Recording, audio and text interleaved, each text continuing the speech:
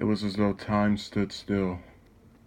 I found myself staring at that message as though to take it in and debate whether to respond to it at all. "I'll leave you alone then," I wrote. I sent Trey a text moments later. "Are you free?" "I should be in a few minutes, just doing some morning chores." "Did something happen?" "She said she doesn't want to talk anymore." "Whoa, be ready to speak to me in a few minutes." The exchange took place over 5 minutes and I didn't respond to his last message, as I was under the impression that he would call me after those minutes had passed. I got dressed, laid in bed, and stared at the roof. And my phone went off, ringing and leading me at first to wonder if the minutes had gone by quicker than I thought, and this was Trey making good on his promise. "Hello?" I answered. "What's with the bad mood voice? Anne. What's with calling my name all annoyed? What's with the random phone call? I just thought I would see how you're doing. You haven't returned my calls in about 5 days, and I'm supposed to believe you want to talk to me." "Yeah." "Call me later on today or tomorrow or next week. I've got something to do." I hung up on her right after that. My phone rang again and I answered. "Augustus!" Trey shouted my name. "Yeah," I said. "I just got a call from Anne." "What did she want?" "I don't know and I don't care. I criticized her over disappearing for days and then wanting to show up like I wouldn't be pissed that she can't respond to anything. Well, I'll be over in about an hour. This whole thing with her sounds crazy. I thought she would at least talk to you for a couple of months and then pick between you, the guy that she's with, and the other guys that she's likely talking to behind both of your backs. Other than the many men theory, I thought the same thing. How do you feel?" "Annoyed and frustrated, a little annoyed by her doing this and frustrated by the pattern of new chicks and the same old results. Cheer yourself up until I get over there. Then you can go into all of your wonders and reactions." "I intend to. See you then."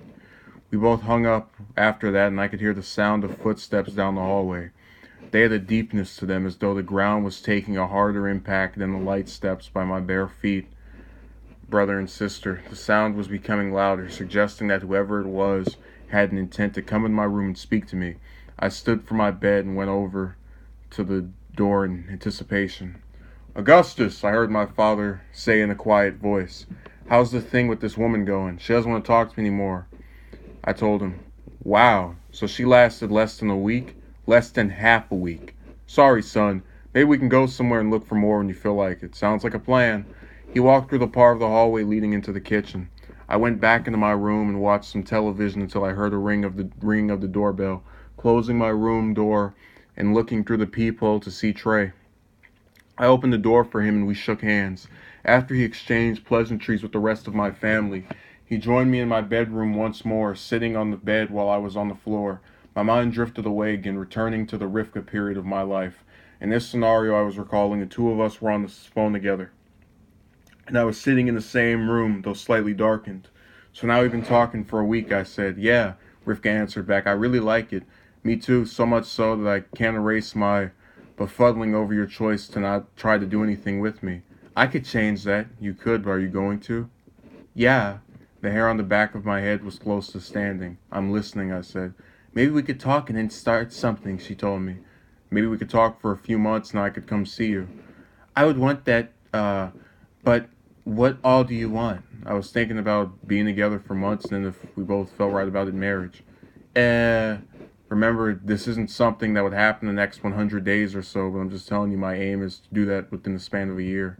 "How much do you really, know a person after a year, though?" "I feel the weight of our conversations and the knowledge of each other will matter more than the number of days we knew each other." Don't quit before you try." "You're right." I could feel it tugging at my arm, looking over to see Trey doing the act. He seemed appeased by the acknowledgement and returned to sitting on the bed. Thinking about Rivka again, I said. "What about her?" he asked. "She wanted to call it quits from the moment we started speaking, and yet it went on for 3 months. This one didn't say that when we started speaking and ended 2 days later." "Why do you keep making comparisons?" "Because history repeats itself. This isn't the first time that one didn't want to talk to me. This definitely isn't the first one that turned me down.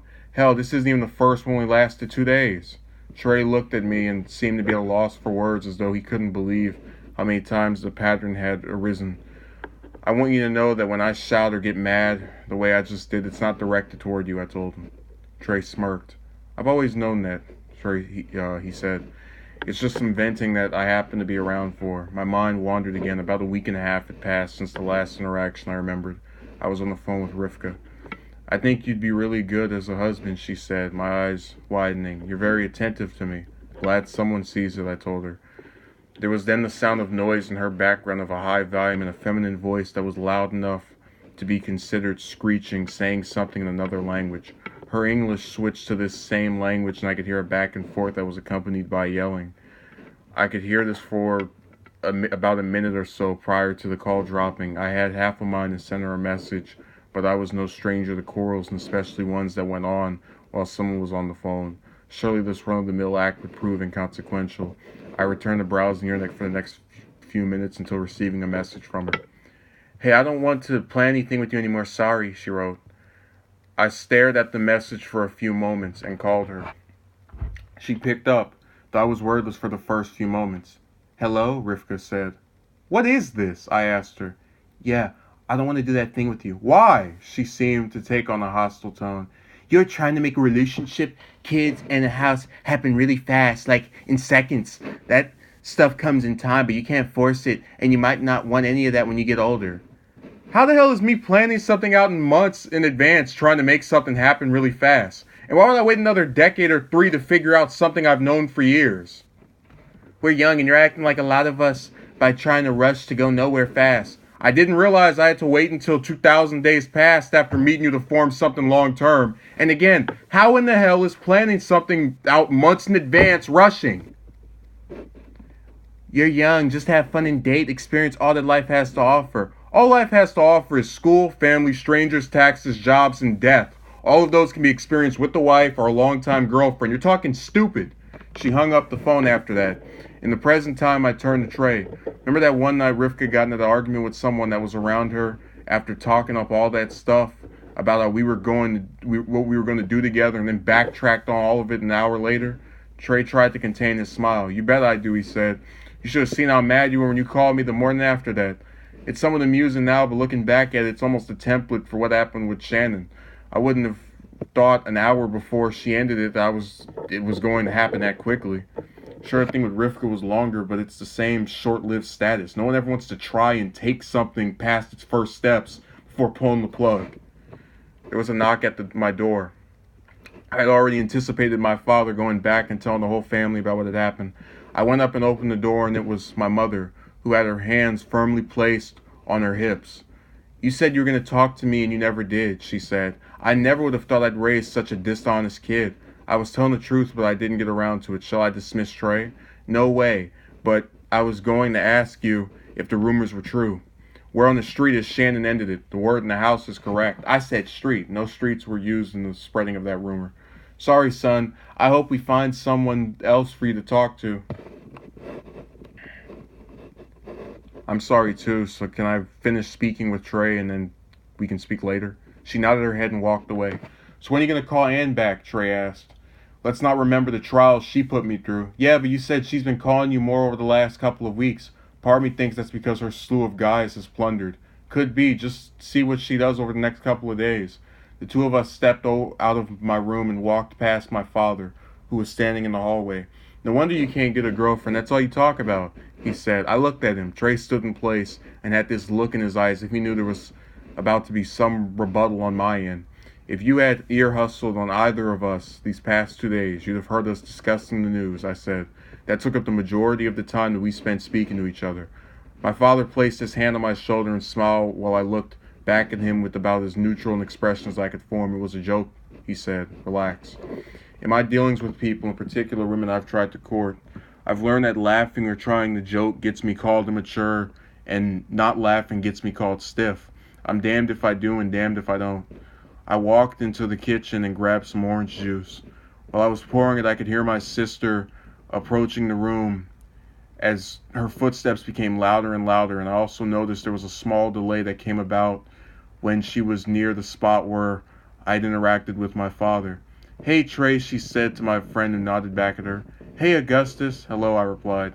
My mom wants to know when you're going to talk to her about Shannon. I'll do it when I have time. Tell her Augustus wants to know why she's so adamant about having a conversation with him.